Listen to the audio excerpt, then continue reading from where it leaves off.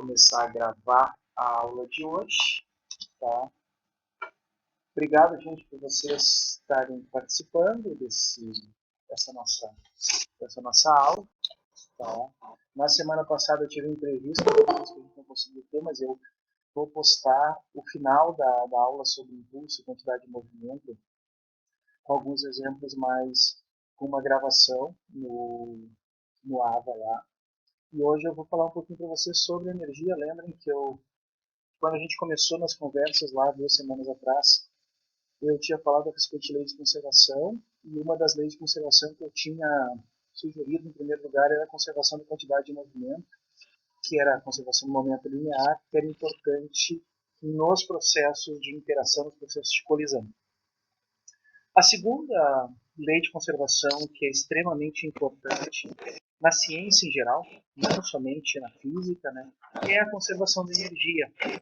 Porque, afinal de contas, esse conceito ele vai ser um conceito muito amplo dentro da ciência. A química usa isso, a biologia usa isso, várias das ciências aplicadas trabalham com energia e com um conceito muito interessante, juntando com o de cálculo lá, que é a minimização da energia. Basicamente, todo o sistema natural funciona com 2 princípios: a minimização da energia potencial e a maximização da entropia, que são 2 conceitos que a gente aprende na Física 1 e o outro na Física 2. Então, falando um pouquinho de hoje, né, eu vou falar para vocês sobre energia.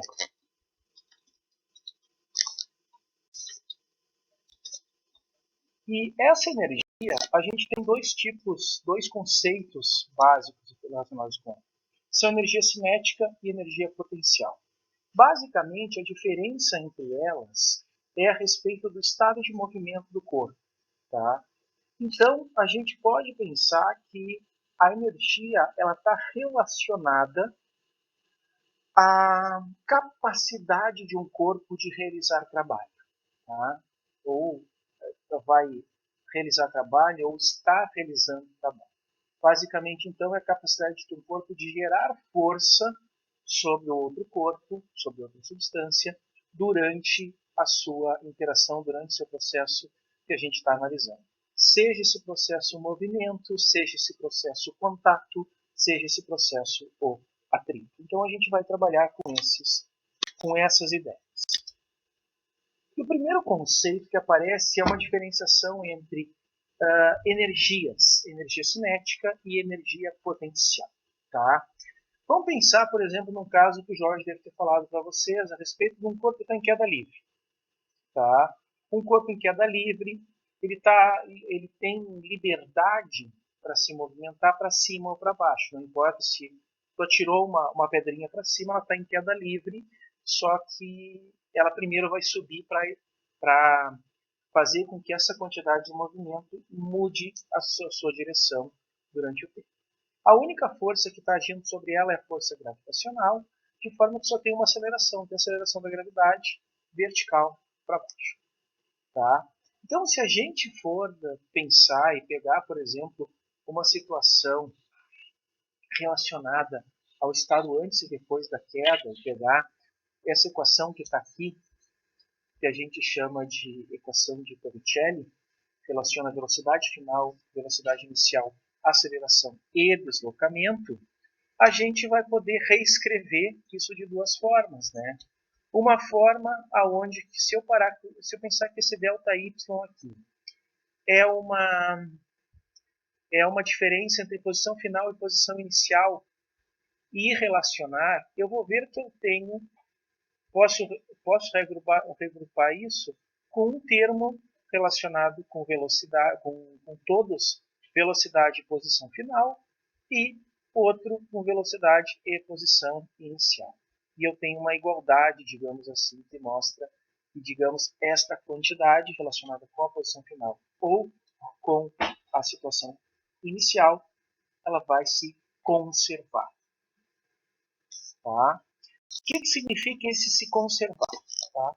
Se a gente também lembrar de uma coisa, na segunda lei de Newton, isso eu falei quando a gente falou sobre o momento linear, eu posso escrever a segunda lei de Newton dizendo que força é um produto entre massa e aceleração, ou o diferencial do momento, que é o produto entre massa e a variação da velocidade no tempo. Se eu fizer uma separação disso, eu verei, por exemplo, que a força resultante que eu tenho, a força que aparece nesse movimento, no caso da queda livre, é uma força que é massa vezes a gravidade, força-peso. Tá? Então eu posso fazer essa relação aqui dizendo que a variação da velocidade, o produto que eu tenho aqui na segunda lei de Newton, é igual a m vezes g, menos m vezes g, porque é vertical para baixo. Usando a regra da cadeia nessa variação da velocidade pelo tempo, e regra da cadeia lá do cálculo, né, eu vou pensar que essa variação da velocidade é em relação à altura, enquanto que a altura varia com o tempo, eu posso reescrever dessa forma aqui. A minha variação da velocidade no tempo vai ser o produto entre velocidade e a variação da velocidade na altura. Escrevendo isso, portanto, que eu tenho uma forma de escrever essa relação com a força-gravidade, e eu posso chegar numa expressão que tem uma relação entre a variação da velocidade de um lado e a variação da altura do outro. Se eu utilizar uma propriedade, uma operação do cálculo, chamada integração, que normalmente ela é vista no final do cálculo 1 e no início do cálculo 2, mas basicamente é uma soma sobre pequenas componentes, tá? Eu somo mantendo as constantes e consigo verificar que do lado esquerdo, eu tenho, realizando essa operação que está tabelada, né, um produto, uma diferença entre 1/2 da massa vezes a velocidade final ao quadrado menos 1/2 da massa vezes a velocidade inicial ao quadrado. Estou usando as tabelas do cálculo para o lado esquerdo. No lado direito, também usando as tabelas, eu fico com a mesma coisa. Notem que vai ter sempre um termo relacionado com o estado final, velocidade ou posição, e o estado inicial, velocidade ou posição. Se a gente juntar tudo que tem do lado, o que tem final de um lado, o que tem inicial do outro, eu fico com essa expressão, tá? Aqui. 1/2 da massa vezes a velocidade final ao quadrado, mais o produto entre massa, gravidade e posição final, no lado esquerdo. E no lado direito, as mesmas coisas, só que no lugar de eu falar de velocidade final e posição final, eu falo de velocidade inicial e posição inicial. Eu tenho duas quantidades que somadas vão dar o mesmo valor se eu considerar separadamente o que tem no início e o que tem no fim.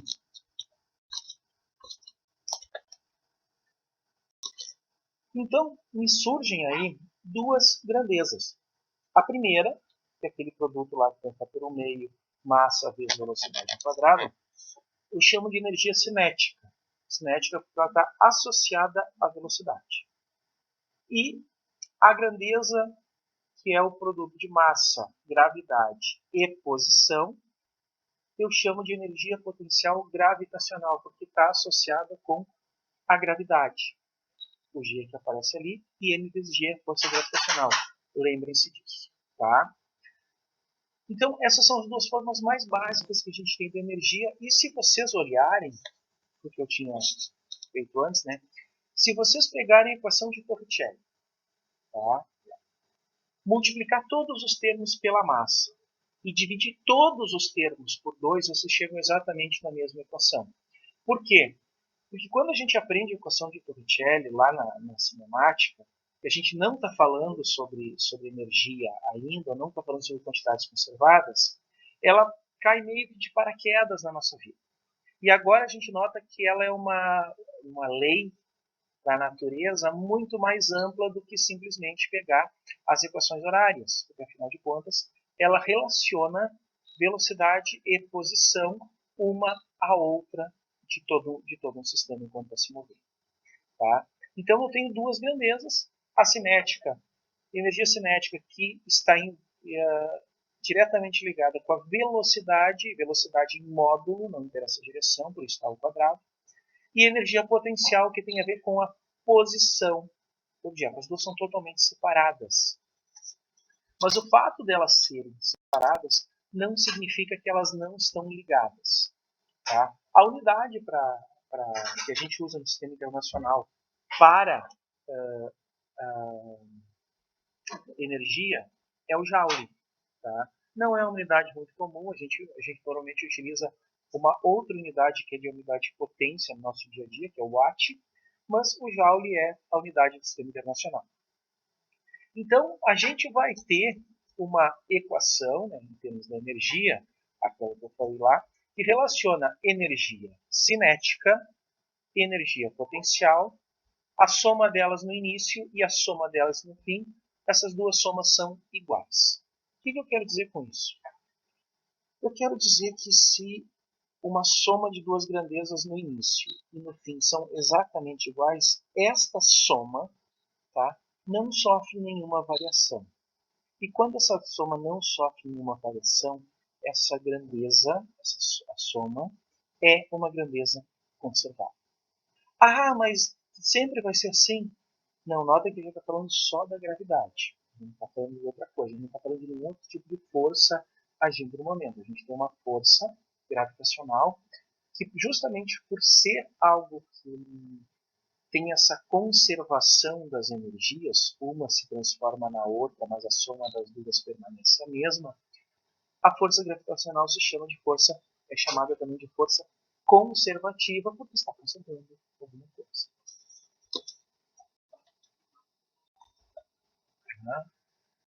Aqui um exemplo, tá, a respeito do que a gente poderia fazer. Né? A gente pode usar esse mesmo exemplo quando está falando lá nos movimentos com as equações, usando o Torricelli, por exemplo, e aqui a gente pode fazer com as energias. Tá? Se eu tenho uma pedrinha de 20 gramas na minha mão e jogo ela para cima a 25 metros por segundo com velocidade inicial, eu quero saber qual vai ser a altura máxima. Pensamos assim. Eu vou modelar essa situação dizendo que eu estou tirando a partir do meu referencial zero.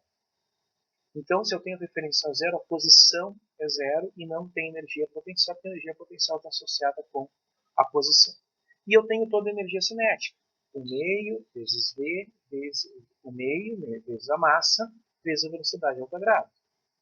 Faço essa conta, transformo a massa em quilogramas, toda bonitinha, e acho um valor para essa energia cinética. Como energia potencial é zero, essa é a soma das energias embaixo.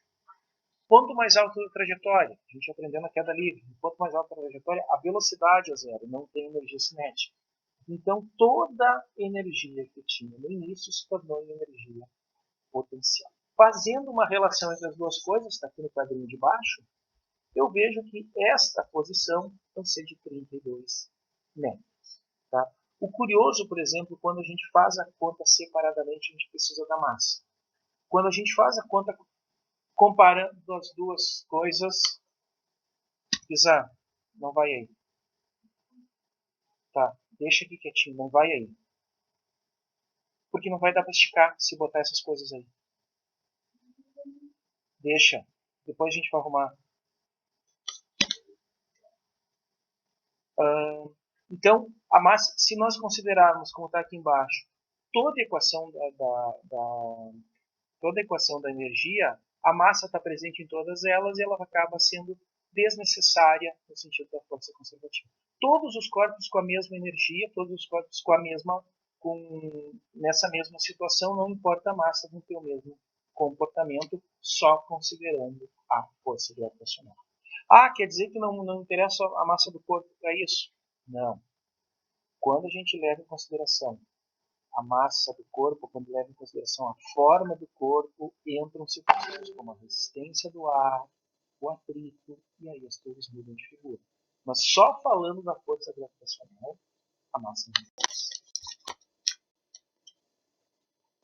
E por conta do que aconteceu ali, né? Notem que eu resolvi, para simplificar meu problema, eu não me interesso qual é a altura onde foi lançada a pedrinha e coloquei ali como meu zero de energia potencial. Tá? Por que isso acontece? Se vocês forem analisar tudo que vocês estão vendo na física, a gente, quando vai calcular grandezas diferentes, grandezas relacionadas com o movimento, o que importa para a gente são variações. Não interessa o valor absoluto. Tá? Nos interessa variações. Para calcular a aceleração é a variação da velocidade, para calcular a velocidade é a variação da posição. Tá? Então, por conta disso, a energia potencial também não precisa ter um zero absoluto. A gente pode colocá-la no ponto que tiver. E aqui tem um exemplo que ilustra bem isso. Né? Se eu tenho uma pedra que está caindo, tá? Uma pedra de 1 quilo, ela é solta do depósito. Aí tem duas pessoas, A e B, Amber e Bill, tá? Que estão buscando calcular a velocidade. Tá? Uma delas, a Amber, considera que o ponto zero é o chão e para o Bill, o ponto zero é o ponto onde a pedra foi largada. O que muda isso? Quando eu faço conta e muda essa direção, portanto, do que está sendo feito, da onde está o zero, e, portanto, eu estou medindo a Amber mede a altura de baixo para cima e o Bill de cima para baixo. O que vai acontecer, quando a gente olha aqui na parte da direita, né, é que no cálculo vai aparecer um valor, um sinal diferente entre eles. Para um deles, para Amber, a energia potencial inicial é 9,8. Afinal é zero, porque ela está no chão. Então, para Amber, a variação da energia potencial é negativa. Para o Bill, tá, a energia potencial inicial é zero. Energia potencial final, tá, vai ser, como ele está medindo para baixo, a altura menos 1 vai ser menos 9,8 de alta. Notem que os dois tiveram exatamente o mesmo valor medido, porque afinal de contas, apesar do valor, os valores inicial e final para eles serem diferentes, para um era 9,8, para o outro era 0. E o final para um era 0, para o outro era menos 9,8. A diferença entre eles segue exatamente a mesma, menos 9,8. E a partir disso, eles podem calcular a velocidade, como mostrado aqui na primeira equação. Ó. A energia cinética está diretamente ligada com o negativo da variação da energia potencial. Esse sinal negativo é importante para mostrar que existe a mudança de sinal. Quando a energia potencial cresce, a energia cinética diminui. Quando a energia potencial diminui, a energia cinética cresce. Isso quer dizer esse sinal de menos que aparece ali na frente. Analisando com um pouquinho mais de calma, a gente pode levar essa situação para parte de um trilho, de um plano inclinado. Tá? E aqui tem o exemplo. As forças que estão agindo no plano inclinado, estou pensando no plano inclinado sem atrito, sem nenhum problema, são sempre uma força que é a gravidade e outra que é a normal, de contar de reação ao apoio na superfície. Tá? O que a gente está podendo ver aqui, né, é que a força resultante sempre vai estar ligada com essa aceleração ao longo do eixo, e isso tem aqui da forma, né, massa vezes a variação da velocidade do tempo. Usando a regra da cadeia, segue a mesma coisa, tá? Estou fazendo a mesma expressão de novo, Só que agora a componente que aparece ao longo do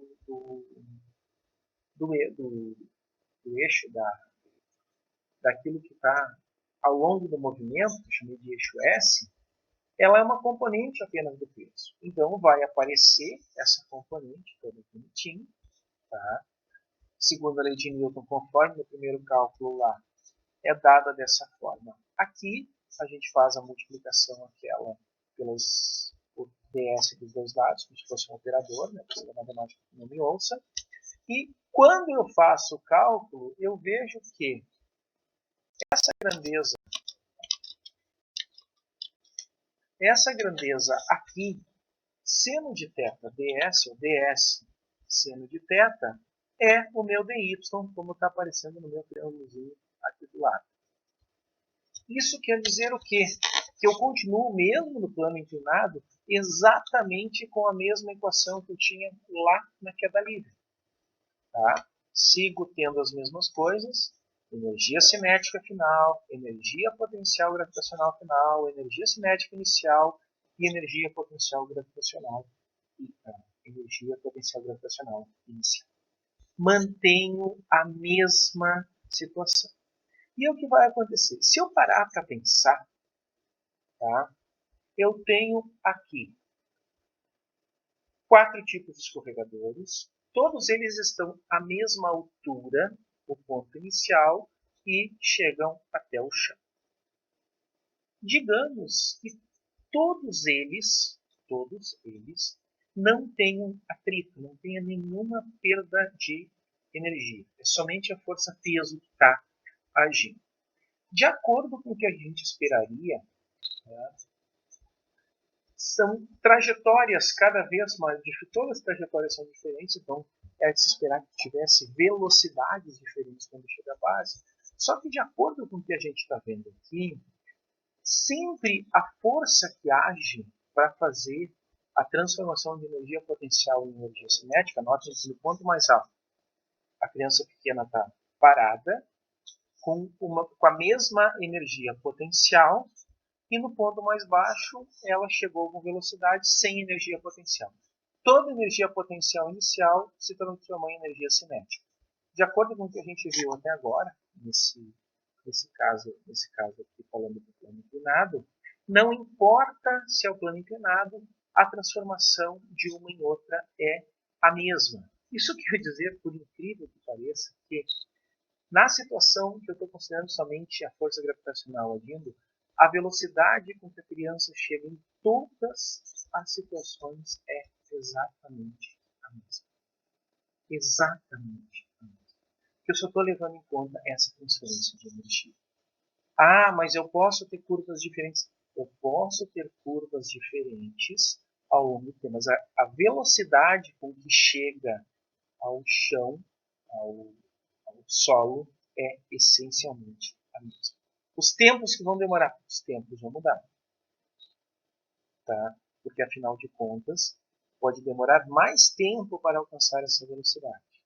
Mas a velocidade ao chão é exatamente a mesma, porque a energia cinética tem que ser exatamente a mesma.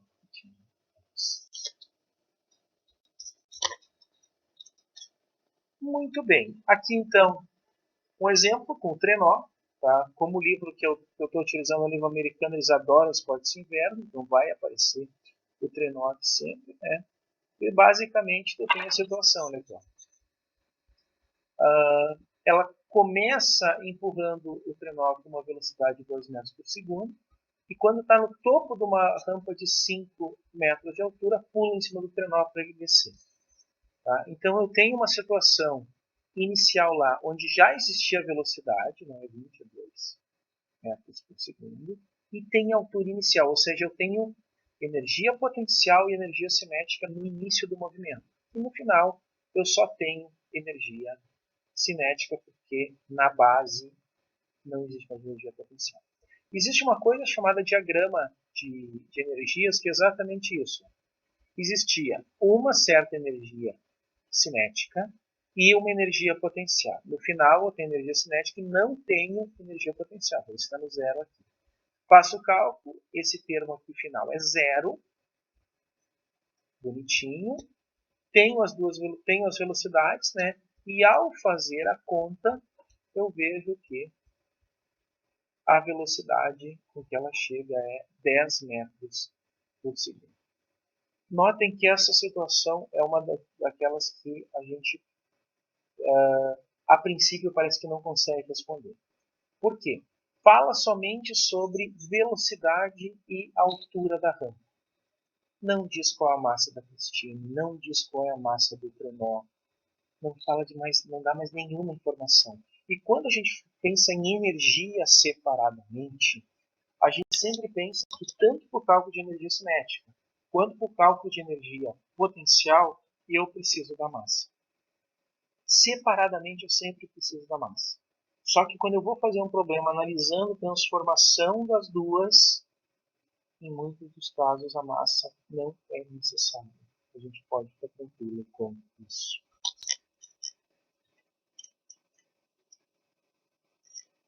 Então, como eu falei para vocês, né, a gente está trabalhando com situações onde que a soma de energia potencial e energia cinética, tá, se mantém constante. Então, seria, o próximo passo, é definir uma energia total, chamada de energia mecânica, que é a soma dessas duas. Tá? Energia potencial e energia cinética. E nos casos que a gente está falando, está dizendo que a soma dessas duas energias dá zero. Desculpa. A soma dessas duas energias se mantém. Quer dizer o quê? Que a variação destas energias, a variação entre a soma da energia inicial e a soma da energia final é nula. Se ela se mantém, é porque essa soma, se essa variação é nula. Esse é o princípio da energia mecânica, que diz que a variação da energia mecânica em um sistema conservativo, com forças conservativas, como é o caso que a gente está trabalhando até agora, ele é nulo. E isso quer dizer o quê? Que a variação da energia cinética mais a variação da energia potencial vão dar zero. Esse é o chamado princípio de conservação da energia mecânica.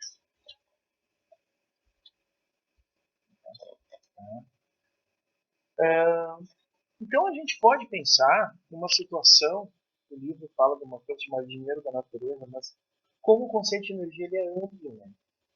A gente tem duas situações. Energia cinética associada ao movimento, energia potencial associada à posição. Uma pode ser convertida na outra, mas nessas circunstâncias a soma delas é sempre conservada. Só um pouquinho.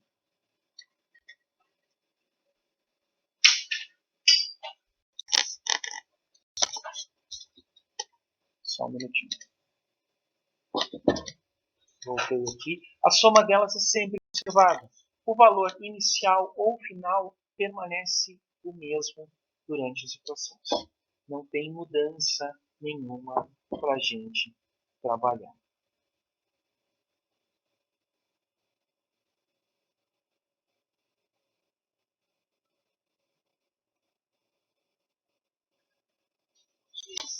Não tem mudança para a gente trabalhar. Então, tá? A gente vai estar sempre preocupado nessas coisas em fazer uma conversão entre as energias, mostrar como a gente vai pensar. E o modelo para trabalhar com conservação está aqui ilustrado nesse slide. Né? A gente define um sistema onde que diminui ou define de forma a não considerar fontes da perda de energia, faz uma representação e aplica essa equação. Tá? Mostrando que soma de energias potenciais, energia potencial e cinética inicial e energia potencial e cinética final permanecem a mesma. Uma das perguntas que a gente pode estar se fazendo agora é se essa é a única forma de energia potencial que existe. Estou falando de energia potencial gravitacional.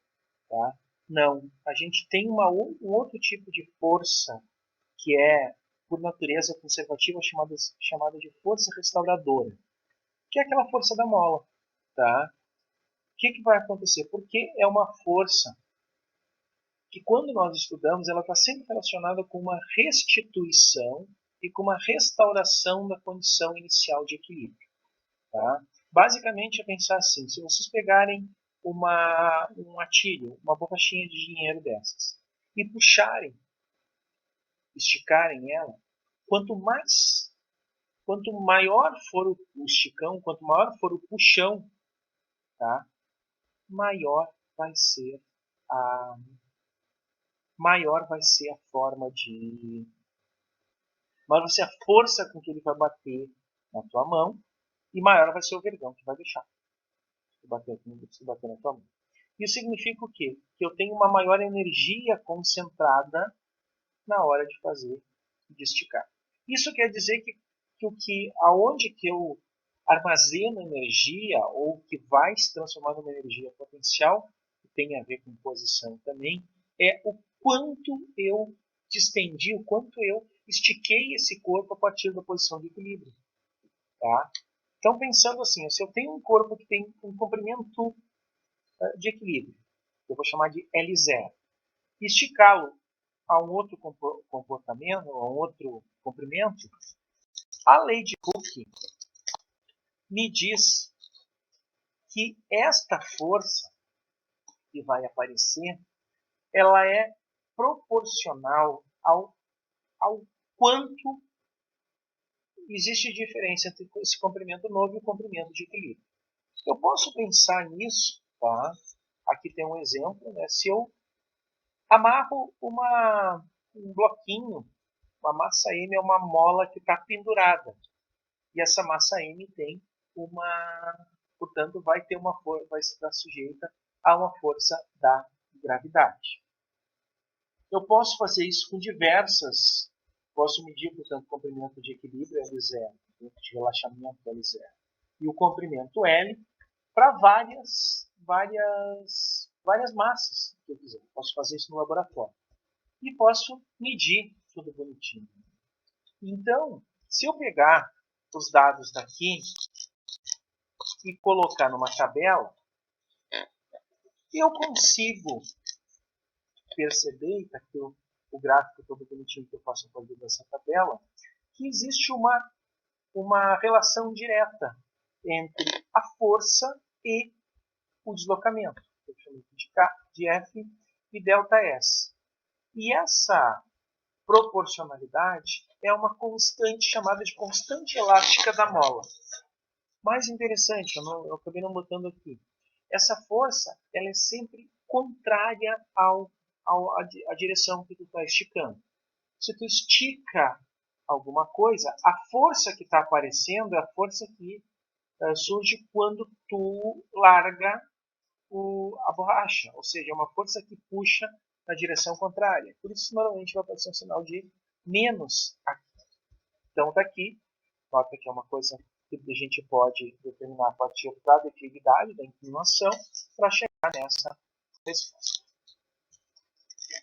E essa é a chamada lei de Hooke, tá? Que diz que essa força elástica ela é um produto da constante da mola pelo deslocamento. E tem um sinal de menos ali, justamente por conta dessa força ser direcionada no sentido contrário do que tu está esticando ou comprimindo o corpo. Aqui alguns exemplos. Esse aqui, por exemplo, aqui tem o caso de um trem de brinquedo. Está esticando a mola até um bloco deslizar. Está bem bonitinho falando. Entram cálculos dos atritos, mas aqui a gente pode calcular a força toda bonitinha a partir do diagrama, conforme a gente aprende lá quando fala das leis de Newton, fala um pouquinho sobre atrito, e eu consigo determinar, portanto, qual é a força que aparece. Diz aqui qual é a constante elástica da mola, o que vai acontecer, quanto vai ter que ser o deslocamento do quanto vai ter que ser a força aplicada pela mola quando ela for esticada, tudo direitinho, ó, aqui diz. Faz todos os cálculos, mostrando que relacionando a velocidade com que ele se move com os instantes. Tá? A partir dessa força, que é um exemplo de força, né? A partir dessa força a gente tem uma energia potencial também associada, chamada de energia potencial elástica, tá? Que está associada às propriedades elásticas. Como toda energia potencial é uma energia que está armazenada naquela configuração, naquela posição aonde que o corpo que está sendo distendido, mola ou alguma coisa, ou uma tira de borracha, está distendido da posição de equilíbrio. Faço toda a conta bonitinho, mesma coisa da outra, não vou repetir para vocês. E o que eu noto é que a energia potencial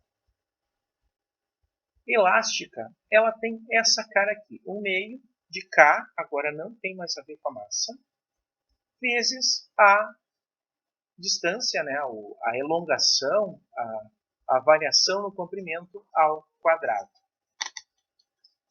Então, quando eu comparo as duas coisas, mais uma vez, eu tenho uma nova energia potencial, agora uma energia potencial elástica, associada, e eu posso também reescrever a equação em termos de energia cinética final, energia potencial elástica final e energia cinética inicial, energia potencial elástica inicial.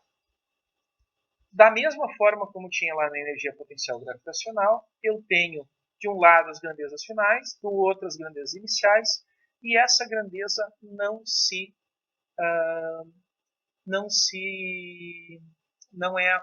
é afetada, ela não se dissipa, ela segue sendo conservada, não se altera. Então eu posso dizer, da mesma forma como o termo que aparecia junto com a energia cinética, no caso do peso lá, era uma energia potencial gravitacional, aqui eu tenho também uma energia potencial, só que uma energia potencial associada com a mola, energia potencial elástica. E eu continuo tendo a mesma forma para a equação da energia mecânica. Energia mecânica é energia cinética mais energia potencial. Eu tenho essa mesma situação. Então, eu tenho esse mesmo caso. E note que eu tenho dois tipos de energia potencial, mas elas são energias potenciais. Então, a regra dizendo que a energia mecânica é a soma da energia cinética com a energia potencial, qualquer que seja, vale para um outro sistema. Se eu tenho um sistema que considera as três situações, eu tenho energia potencial gravitacional, energia potencial elástica e energia cinética. Eu vou ter a mesma coisa, mas segue com essa mesma explicação. Aqui tem tudo bonitinho, né? Um exemplo, o exemplo 10.8, que ilustra a situação da mola, que é a energia potencial elástica sendo transformada em energia cinética. Elucidativa, tudo bonitinho, mostrando quanto vão ser as velocidades. Tá? Esse é um problema que, se a gente não trabalhar com energias, ele fica de muito difícil discussão, tá? Pensando somente na questão dos movimentos. Porque tu vais precisar descobrir diversas grandezas intermediárias quando tu só quer saber as velocidades dos dois blocos e eles estão relacionados um com o outro por um ser o dobro do peso do outro. Deem uma olhada com calma depois nos slides. Os slides estão lá no Classroom, tá? Conforme eu postei na situação. Uma situação que vai aparecer muito comumente nos problemas é a ideia de colisões. Se vocês foram no Classroom depois da minha última aula, eu parei no momento que eu entrei em colisões inelásticas. Tá? Por quê? Porque ali eu estava falando de uma determinada grandeza para falar de conservação do momento. Agora eu vou parar no mesmo ponto. Eu vou parar em colisões elásticas para no nosso próximo encontro falar somente de colisões. Quando vai ser nosso próximo encontro? Nosso próximo encontro vai ser na próxima segunda-feira, mesmo horário, 5 horas, e a gente só vai falar sobre colisões elásticas e inelásticas. Para quê? Para logo em seguida a gente poder lançar a primeira a tarefa que vai ser a tarefa de avaliação de vocês desse bimestre. Você só vai ter só uma tarefa de avaliação, mas vai englobar a questão das leis de conservação, as duas, enquanto eu vou falar da terceira depois, mas a terceira vai ser algo para ser feito em aula ou algo muito rápido ali na última semana. Tá? Eu vou falar, portanto, de colisões juntas na parte final, que vai falar sobre explosões, colisões inelásticas e as colisões elásticas. Por quê? Porque elas são aplicações diretas das leis de conservação no sistema mais simples possível, sistema de bolinha de bilhar. Tá? Bolinha de bilhar vizinha, bolinha de bilhar com massinha de argila para grudar, tá? Uma bolinha de bilhar que eu coloquei uma bombinha dentro para explodir, tudo isso vai ser relacionado na aula na segunda que vem. Tá? O que vai ser segunda que vem? Eu acho que assim, nós fazemos na segunda que vem. Se a gente precisar de mais alguma coisa, a gente faz na próxima terça, dia 31, a gente pode fazer uma nova aula. Amanhã não tem como, por isso que eu passei para segunda-feira. Tá? Mas a gente vai ter essas duas oportunidades, então, antes do feriado do 7 de setembro. Ok, gente? Alguma questão até aqui? Alguma dúvida? Algum problema? Oi, Tassiana. Professora, eu tenho uma dúvida, mas não consegue? Eu não vi isso no fórum.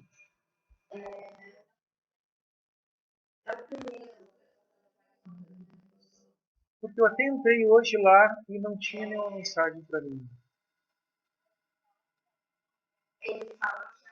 Eu vou procurar de novo. Tá? De repente eu botei alguma coisa errada lá no código, mas a turma tem. Tá, mas...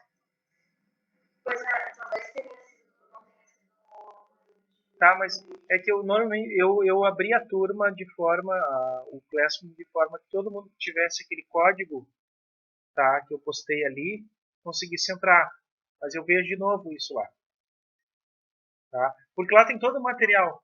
Tem todo o material, tem os slides, tem o livro, tem os textos que estão relacionados com a disciplina, tá tudo lá bonitinho. E aí, assim, eu vou postar a aula de novo no YouTube, colocar o link no nosso AVA. Mas lá está todos os slides direitinho. Tem algumas coisas, por exemplo, que às vezes eu quero ver os slides, porque quando está no videozinho não ficou tão bom assim, porque ficou pequeno. Mas eu vou ver isso agora depois da aula, enquanto eu estou fazendo o upload para o YouTube, eu já vejo isso. Tá bem? ok.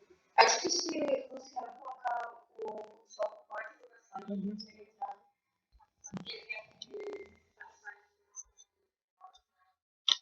Não, eu achei estranho mesmo, mas eu vejo agora, vejo isso direitinho.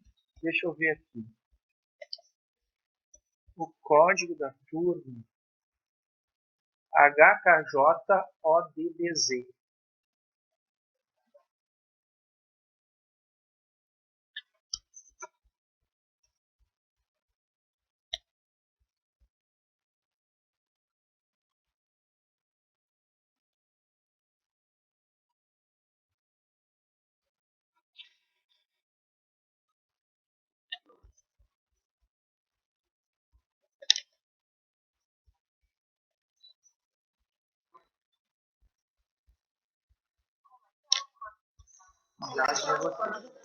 HKJODDZ.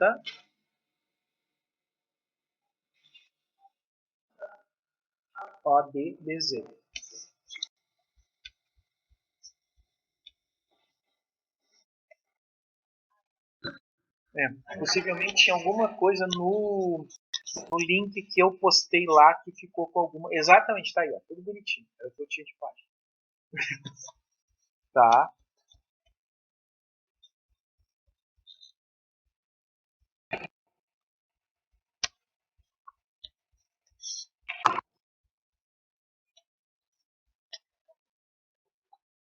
Então, agora vocês podem dar uma olhadinha, né? Ali tem todo o material, qualquer coisa que precisar, pode me mandar de novo mensagem lá.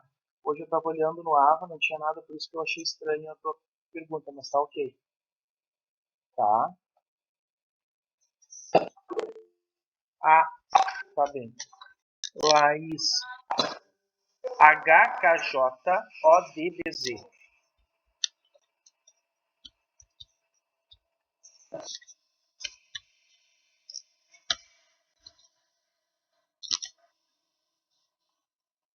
Vê se tu consegue também, Laís.